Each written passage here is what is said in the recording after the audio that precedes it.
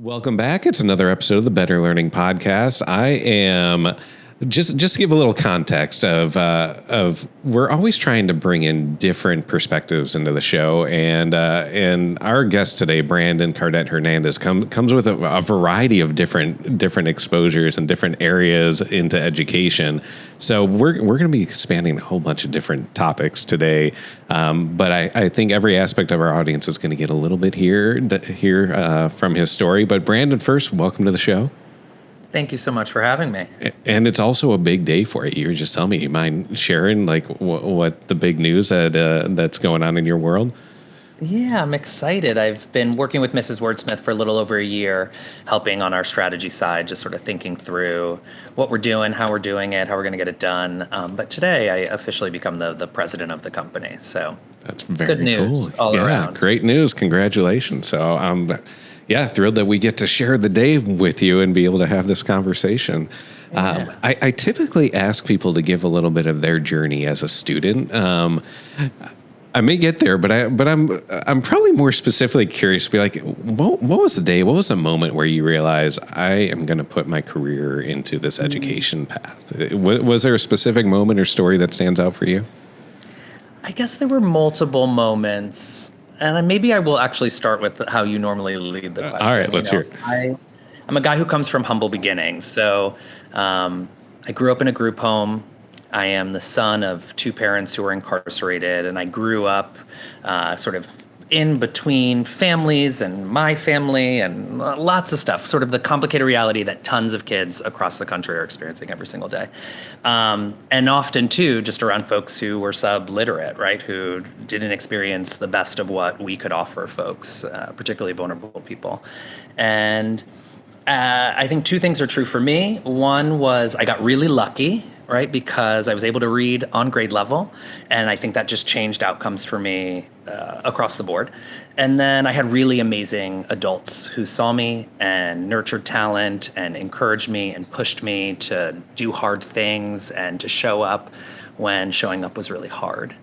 And I think there are a few moments. I started youth organizing as a young person. And so I saw myself leading in this really important way that I think helped me see myself in a very different way, which I think is true for a lot of young folks who find an issue they care about and then do work around that issue. But when I was in college, I did this photo project with young folks who were experiencing housing instability on Christopher Street Pier. And I think it was this moment as I was in conversation with them and having experienced homelessness myself, where I thought I had something sort of bigger to offer. And I was thinking about what was next when I graduated. And it was a moment that I decided, I'm going to be a teacher. I want to be a teacher. And I think two things are true, right? I wanted to be a teacher because I wanted to impact kids. And at the same time, I was never a person who was content obsessed about anything. I cared about kids. And so my work has always been about seeing young people, particularly vulnerable young people, win. And that's what brought me into the classroom. And then after that, lots of stuff happened. Yeah, well, that is fascinating to hear that. So, what you mentioned though that you were lucky and that you were reading at grade level. Tell me more about that. Wow, I think it's fascinating that lucky was a term you use. So, can you give me a little more context? Yeah, I mean, we live in a country where half of young people are reading below grade level. And then kids who come from places where I come from, the numbers are incredibly low. And so I recognize that in the context in which I existed in, the ability to thrive in a system that in many ways was not designed for me and was not designed for people like me to succeed, was luck. And I don't think of it any other way. I see the experience even of my own siblings who have had very different outcomes and had very different experiences in school, that there were many moments of chance that got me here and allowed me to thrive in school. I don't think I'm any smarter than any person. I just was able to access material in a different way. I remember really early a teacher, Mrs. Merrifield, who would gift me books. And so I didn't live in a house that had like a rich library, but I was like taking things home and consuming them in a very different way. And that to me is luck because it's not a standard experience. And then as I started to do show potential and in a community like mine, it was like just being on grade level, new opportunities started to unfold. And so that was a big piece of it. And then of course, like, it's what I was saying to you earlier. It's just like an adult tapping you and showing up for you and knowing you. Sort of both things were happening at the same time, right? Like I was building these skills, but I was also being seen for the skills that I had, as well as the skills I didn't have. And then those were being tuned into where they mattered. Yeah. Well, hearing that, what was it like being on the other side of it then when being a teacher, being on the education side where you were the adult tapping the kids? What was that experience like on the other side of it? I think this is true for a lot of educators. Moving into the world of education is always like a fascinating pathology. Like, how do we get here? We make a choice, and that's the beauty of having careers, like we get to choose. I think many folks who work in education, this may be controversial, but I think they're like oftentimes trying to work out something that happened for them in school. And I just think that that's real. Yeah. And either recreating a fantastic experience that they have or had or repairing an experience that was really harmful. And I saw both of that for me at the same time.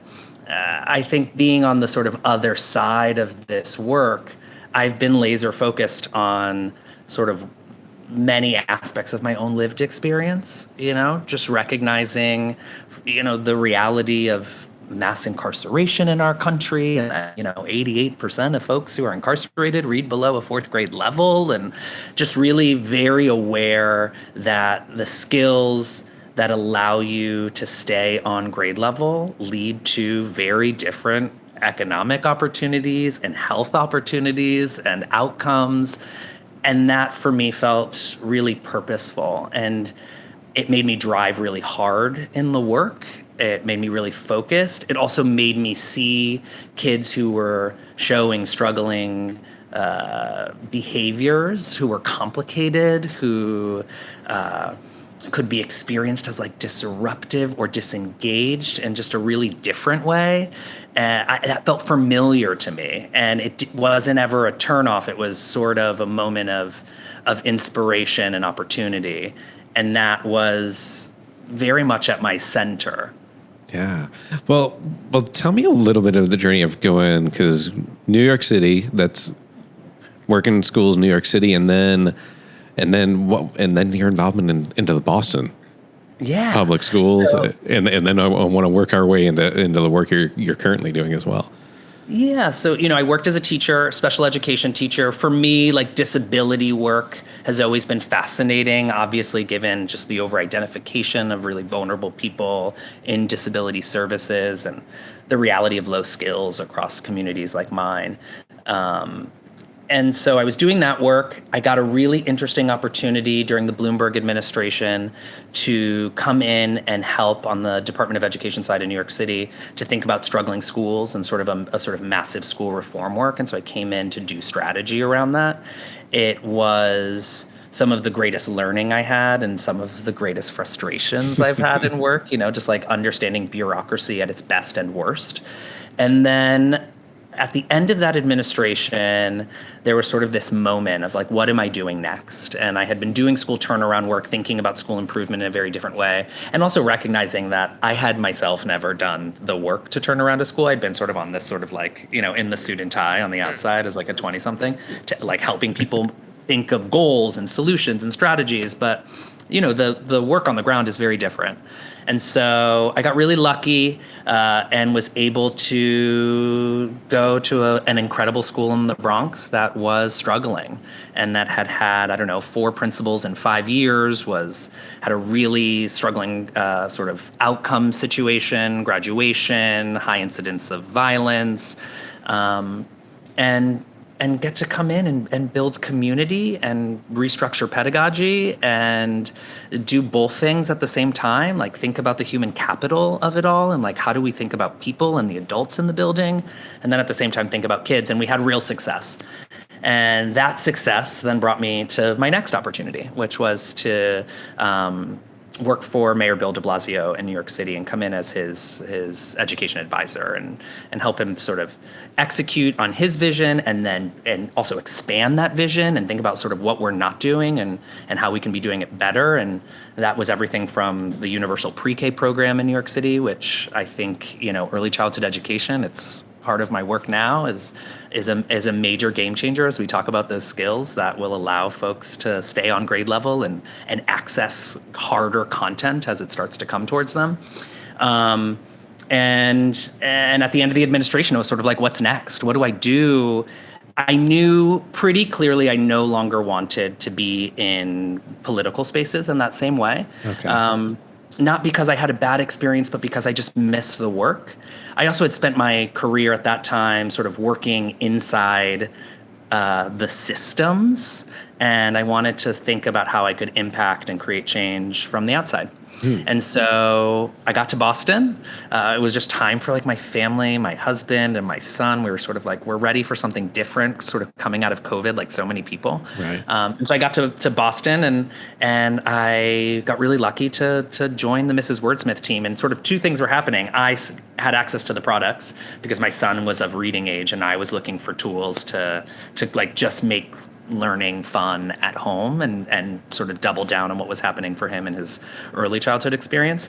And I saw this working, and so it got me really excited. And then at the same time, because I'm crazy, I joined the Boston School Board as well. And so I kept, as much as I said I didn't want to be part of anything political anymore, I kept a little bit in, right, by taking on this really incredible opportunity and challenge to serve as a school board member. And then I got this really amazing opportunity to work in education tech and literacy solutions that I think, we can't deny we need right now. Yeah. So that's why what's so interesting is you're seeing it from so many different perspectives, from like the legislative side, from the school board side, so being in the classroom, and now seeing it more of like a company supporting kind of education. It's pretty rare that you get somebody who can see it from different viewpoints. I think it's fascinating to hear that, like, when you're on the policy side, you missed kind of being in it and then saying, like, I think I can impact change more from being out of the system. Having those unique experiences, it's an education system for a reason. It does require all those, but are there certain areas where you feel like we can move the needle a little bit more from a certain position, being able to experience so many different roles? Yeah. The system has to all work together. I think part of the problem and why we have the outcomes we currently have, right? Like 67% of fourth graders not reading proficiently and 69% of eighth graders not reading proficiently. Like, we are in what I consider a state of emergency, a real crisis, because all of these different systems aren't working in tandem and aren't working together. I'm a curious guy, and I always feel incredibly honored that I have had these opportunities, again, in like a world that wasn't designed for people like me to be in these rooms, to be having this conversation with you about the work that I've done. I recognize like I feel honored. I feel really honored. And so as much as I left the administration at the end, really thrilled with what we had done and really believing in what we had achieved, being like, I'm ready for something different, there was still a part of me that's like, I want to be a disruptor and a change maker, and I'm going to like do it in every way I can. And I remember when I told my husband I was like throwing my hat in the ring for the school board, he was like, what are you thinking? And I can't sit still. And I definitely can't sit still when we're in the context we're in, right? Like when I see the outcomes that we currently have and coming out of COVID, knowing the incredible opportunities we missed and have missed to do better by kids, it's been like the sort of motivator. Where I think the greatest levers for change are, I think we need people talking about the problem in reality, and that's on all sides. I think we sort of sugarcoat the state of emergency that we're in. And so, and I think that's true on the policy level. I think that's true the way that schools talk to families on the most local level. And I think that's true the way that solutions are pushed forward from the private sector into families' homes or into procurement through, cities, towns, municipalities, and then schools. Hearing you say that, I agree with you. I have a lot of these conversations from like a variety of different viewpoints, and I always like get stuck on this. We got to follow the data and the research, and the whole idea of evidence-based programs, and every piece of me wants to be like yes, but there's also got to be this level of urgency that's like, we are missing like generations. We're just literally watching these kids go by into a struggling system that we know is struggling. And there is a level of we can't wait. Like, yes, we should be collecting the data. We should be looking at it. We should be iterating on there.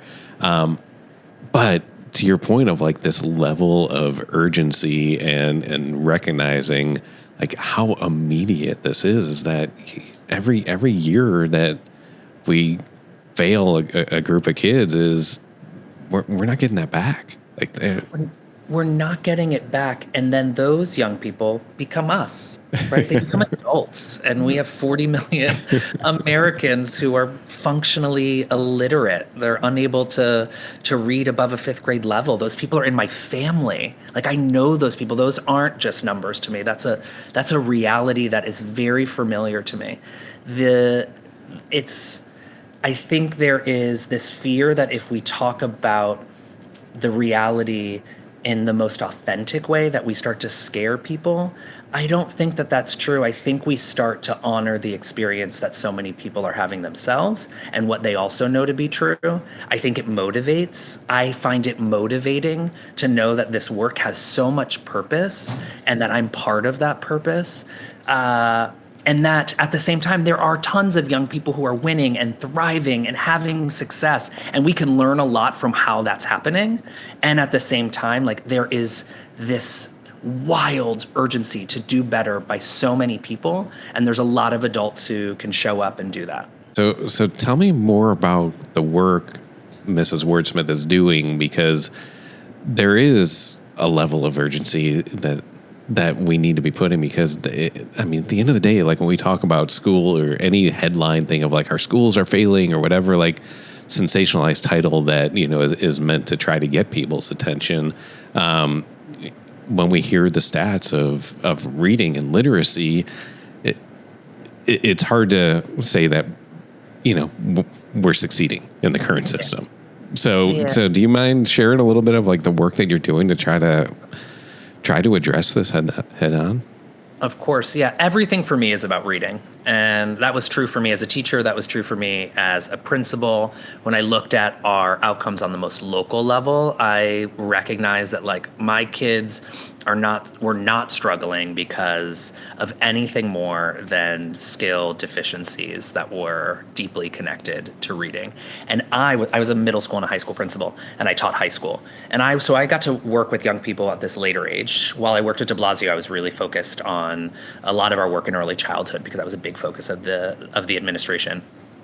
And I think sort of what we're up to at Mrs. Wordsmith, how we're thinking about the problem is obviously, and everyone's using this word, and so it's going to become jargon soon, but we're focused on the science of reading. Mm-hmm. When I talk about the science of reading, and when we think about the science of reading, obviously we're thinking about phonemic awareness, we're thinking about phonics, and we're also thinking about this part that I really worry in this debate will get missed, which is about explicit instruction around vocabulary. Like, I can learn all the phonemes and I can read every word and have like fantastic phonemic awareness, but if I don't know the words on a page, I'm never going to access reading comprehension.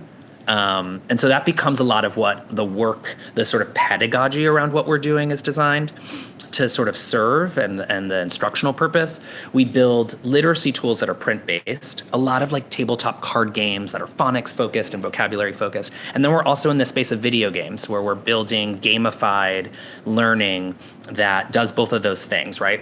At our early age, we have a game called Ridiculous that's really focused on phonics and just like those early skills. And we talk about dosage a lot. So it's not a replacement for a teacher. It's not a replacement for reading to your kids. It's not a replacement for books, but it's just like drilling down some of those really tough skills that you have to have explicit instruction around in order to access what comes later in the science of reading, right? Like what happens with fluency and being able to like blend really nicely. And then we have this other work that we do around explicit vocabulary instruction. We have a really cool game called Word Tag, which is just like developing those skills and introducing new words and building that those skills around vocabulary in a very different way, using the science of spaced repetition to make sure kids have frequent access to words that could be tough for them.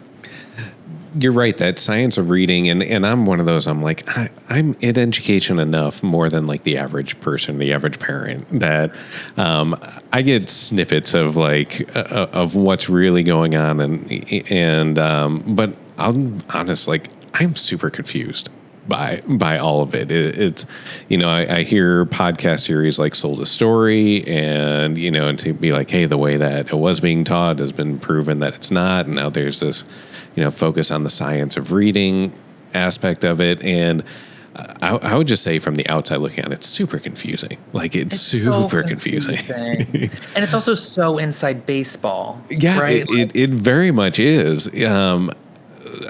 From like a layman level, like where a parent or anyone who just wants to make sure that every kid knows how to read because it is like the basic building block of it. Like, do you mind trying to like break that down a little bit of like what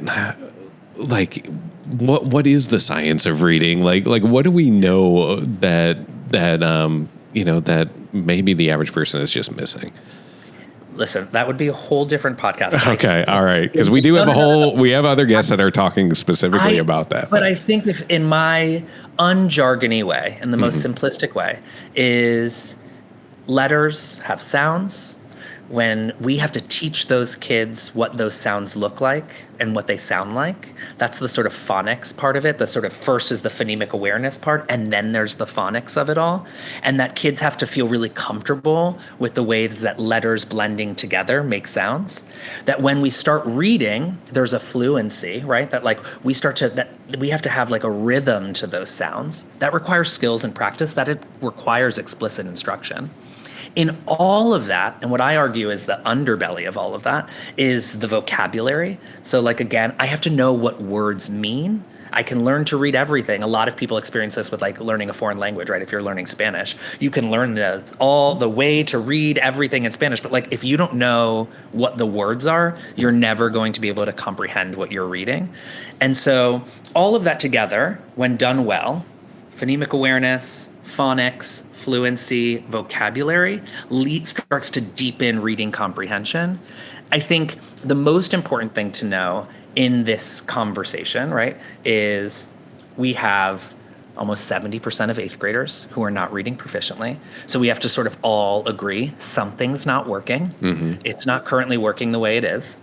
We also know this to be true, and that this is important for me with vocabulary specifically, that a young person, what's the number? A reader needs to know we have that early reading piece, that sort of phonics piece, what is often referred to, folks who like follow the jargon, as the sort of learning to read phase. And that happens till about fourth grade. And then after that, kids start reading to learn. And so like you have to be really good at those skills. You have to have those skills, and you're always acquiring new vocabulary. You and I are doing the same thing every single day. You're always growing your vocabulary. But in order to do the harder work after fourth grade, where you're reading to learn, you're actually taking on new content that is supposed to then inform what you're learning in schools, you have to have those foundational skills. And the moment a kid is pushed to moving through grades without those foundational skills, it makes it harder for them to learn new content. Yeah. That's at its core. For me, that's really how I think about this work. Okay. Those early skills that are pre-fourth grade, and then the continued growth of vocabulary for the rest of our lives. And I'm not going to ask you to speak nationally, but where you've had experience, are we finally doing it right? Is this more? Do we need to like be spreading the word more and have like more advocacy of saying like, hey, this system this system's not working, and this system is proving to get better results. Where are we on that? Are we still using systems that are not working? We are still using systems that are not working. We still have, and this is sometimes just like the sort of reality of schools, we still have curriculum that's not good. And this is some of the struggles with like big business in schools and what we deliver to kids and who gets the procurement and all of that stuff, right? Places that I think are doing really interesting things are places like Mississippi, which we've seen really incredible growth. And I think that surprises people all the time in literacy. I think two things are happening there that I find really fascinating. It's an incredible focus on teacher training around this. Most of us don't remember learning phonics. And so like we have to be trained in how to do phonics instruction. It's not just, we didn't just like learn to read by osmosis, most of us. And so like, that part I think is really powerful. I think there's difficult conversations we need to have around promoting kids through social promotion who like aren't ready to do that work. And so what happens if I don't have the skills to access the next level? If we keep pushing kids forward, we're going to keep seeing kids fail. And so when is the moment as adults that we pause and deepen the skills that we either struggled to teach them or that they've been struggling to acquire? And so I think that's a pretty interesting thing that's happening in Mississippi as they're grappling with that, but they've seen incredible growth. I think there is also just really important work that happens for kids who have these types of resources, and this is about dosage, that can also happen at home, right? Like, what are we putting in front of kids when they're home to help deepen the skills that we know requires really explicit instruction? Yeah. Okay. Well, that helps because I'm looking. I'm like, I don't know. And if they're not, like I've heard that before of like that fourth grade is really that turning point. From a personal story, like my oldest kid was at that fourth grade level, and they're like, yep, it's not clicking here. Like he's not reading at grade level, and it's just a battle. I mean, it's a battle to like get tested, to try to find out what's going on. And for him in particular, like he was diagnosed with dyslexia at the time, like as parents we're trying to figure out what does that mean? Like what is that? And, and it was amazing. Literally in 6 weeks, the intervention worked. Was it a phonics focus? It was like this. I still don't even understand what it was, but it was like this. Well, Orton Gillingham, is that what it is? Gillingham. Yeah, I mean that's phonics, right? But there was also like this occupational therapy OT component to it. He was tapping. Yes. Yep. Was there something exactly. Yeah. And so my takeaway was: is he really dyslexic, or did he just get taught? A way that didn't comprehend. If he would have been taught a different way, like he would have never been like labeled as dyslexic. What my takeaway is what you just saw. Well, that's just about dosage, right? Yeah. It's like, was he getting the amount he needed? Because it sounds like in 6 weeks, like you did this sort of like heavy intervention. Yeah. It was just time on task. Right. And it was like things started to shift. Yeah. That's what I'm very curious. That's where all of my curiosity lies in this work. Yeah. Is like, how do we know what kids know and then get them what they need? Yeah. And that can look different for different kids. And it should look different for different kids because everyone's different and they're learning at different speeds. But that we recognize the 6 hours and 20 minutes of a school day may not be sufficient for every child. Yeah. But the ways that we can use, particularly, and this is what I get excited about with technology, the way we can use new tools and new strategies and personalization to get kids what they need, when they need it, and just increase the specific skills that they are missing so that they are feeling success That's huge. And this is true for anyone with a disability. This is where I started my career, or for folks who are typical in all the ways we think of typical people, even within our own bias, right? Like that it's just, we're all just getting a different dosage, and we got to give people what they need, because everyone can win. Yeah.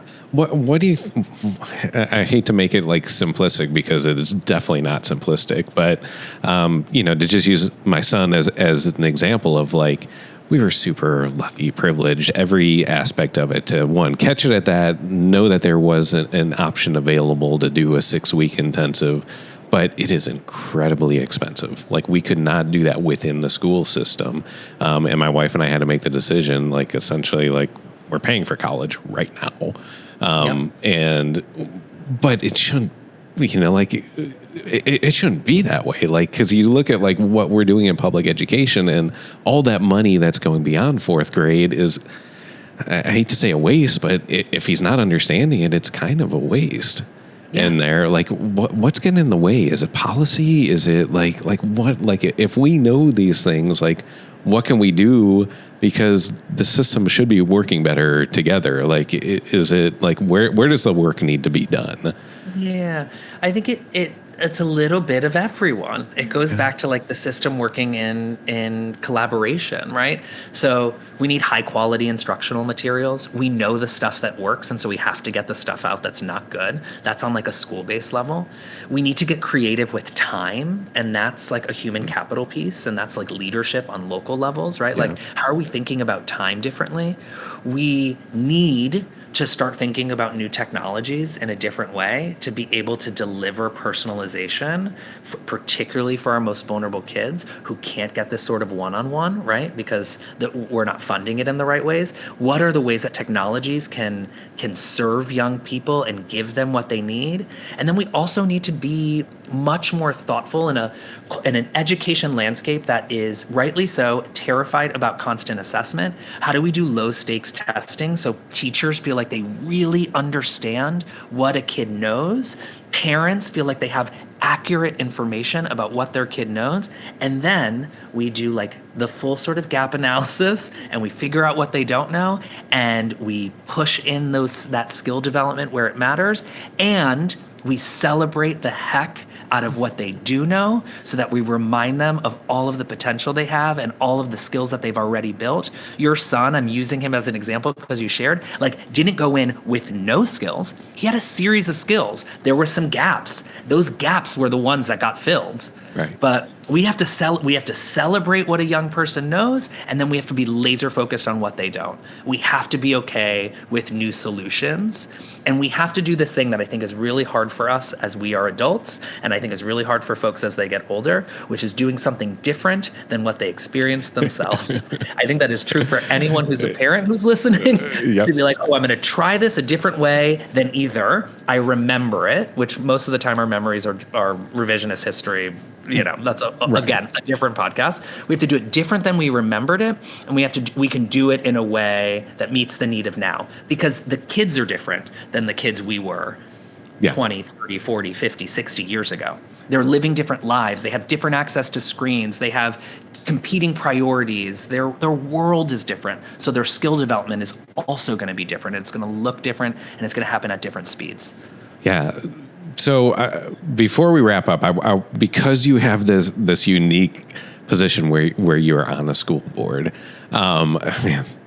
again, we can have a whole episode on school boards and things like that. But it is amazing, like, the power that is in the school board and how much that affects the direction of an entire district in there. How much do you talk about this have like any impact on that, or is it truly of like a pretty limited view of basically like all we can really do is hire and protect a superintendent, and be be their support system, or are you getting into the details and some more of the heavy lifting as a board member? I will say this: I'm from Cuban descendants. I am like a democracy guy through and through. You want to impact something, then get local. And the power of school boards are real. There's chaos on school boards, as there are chaos in all political spheres of our lives. That's why we need great people there who want to move past chaos and get to solutions. No, it's real, and I'm talking about literacy all the time. Again, I think every outcome that we talk about is deeply connected. When we're talking about school safety, we are talking about literacy. When we're talking about teacher turnover, we're talking about literacy. When we talk about budgets, we're talking about literacy. When we talk about the GDP, we are talking about literacy. Everything goes back to literacy and those early skills. And that's not like, I'm not selling anything. Like, this is really at my core what I believe. And I think, as a school board member, I talk about it all the time. And then I get this really incredible opportunity to talk about it every single day at work. Yeah, and to be part of building new solutions to help close the gap. Are you an outlier on the school board talking about that? Because it's a publicly, it's everyone's got a different reason for running for school board. Some days. Yeah. Some days, but it doesn't change my focus. I think we will have a very different world if we feel greater urgency to have every single kid reading, and that we believe in our hearts that every kid can, and then we deliver every opportunity so that they will. All right. We are running up on our time, but I'm going to just ask you, is there anything that I did not ask you that I should have been asking you? A million things, but I had so much fun. I had a lot of fun. Maybe another time we talk about game-based learning and how it goes. But this was really great. Yeah. Well, thanks for joining. To the listeners, if you're not already a subscriber, just hit that button wherever you're listening. BetterLearningPodcast.com is the hub for everything. This is literally where we get all of our topics. There's a form in there, and we review them in our planning meetings to try to figure out who guest topics, and they come from your suggestions from the listener. So whether you think you'd be interested in being a guest, or if you want to recommend someone, because at the end of the day, this is why we do this. It's trying to break down all these silos in this education system to try to impact that improvement, that urgency that we're talking about. So, Brandon, great talking to you. Great meeting you. Thank you for all the work you're doing, and thanks for joining the show. Thanks for having me.